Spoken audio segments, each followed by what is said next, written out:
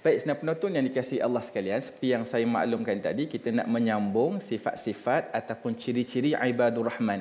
Jadi sedang penonton masih ingat tak lagi apa maksud ibadur rahman ni? Bermula ayat 63, Allah ceritakan di akhir surah Al-Furqan. Dan Ustaz, kita hari ini penutup surah Al-Furqan sebenarnya, sekejap saja Ustaz. Jadi di akhir surah Al-Furqan ni Allah ceritakan tentang ibadur rahman. Apa maksud ibadur rahman? Secara ringkasnya, ibadur rahman ni hamba kepada yang maha pemurah.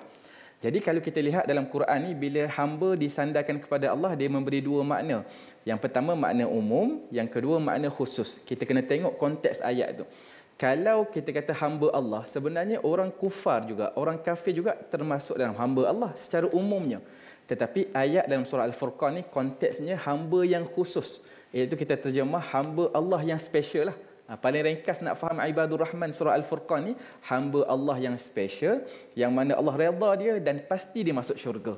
Jadi Allah senaraikan beberapa ciri, lebih kurang ada belasan ciri. Dia nak kira tu payah sikit sebab ada sebahagian ahli ilmu kira berdasarkan ayat. Ada yang kira satu ayat tu ada 2, 3 dan sebagainya lah. Jadi kita boleh ambil ada belasan sifat ibadur rahman yang sama-sama kita nak tadabbur pada pagi ni. Mudah-mudahan kita ada ciri ni dan insya-Allah kita akan mendapat yang mana di akhir nanti Allah sebut dia akan dapat al-ghurfah. Apa maksud ghurfah? Sedang penonton kena stay 1 jam pada pagi ni, insya-Allah kita akan sampai pada ayat tu nanti.